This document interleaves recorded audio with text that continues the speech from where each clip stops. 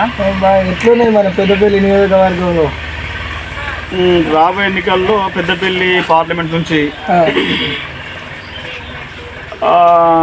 బలంగా ఉంటుంది. 3 పార్టీలు ప్రధానంగా పోటీ చేసే అవకాశం ఉంటుంది. మరి అది చూడాలి.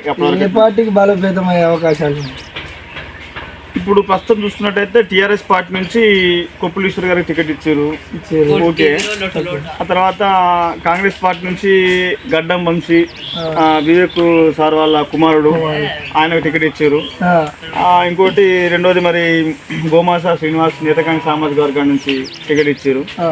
ఈ సామాజిక కోణంలో కనుక చూసుకున్నట్టయితే కొప్పులీశ్వరు కూడా టికెట్ ఇచ్చారు టీఆర్ఎస్ పార్టీ నుంచి. అది ఆయన కూడా మాల సామాజిక వర్గమే. దాంట్లో భాగంగా కాంగ్రెస్ పార్టీ నుంచి టికెట్ ఇచ్చింది కూడా అది కూడా మాల సామాజిక వర్గమే. దానిలో ముఖ్యంగా ప్రధానంగా ఒక మాదిగ సామాజిక వర్గానికి మట్టుకు టికెట్ అయితే రాలేదు.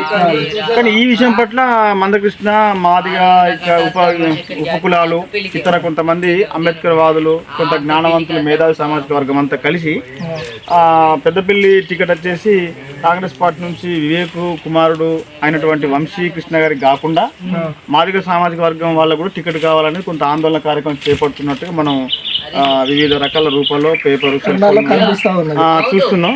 సో ఓకే, అయితే అదొక్కటి కొంచెం డైలామా ఉన్నది. ఎందుకంటే టికెట్ మారనేమో, వస్తుందేమో, రాదని ఒక ఆందోళనకరంగా కనబడుతూ ఉన్నది.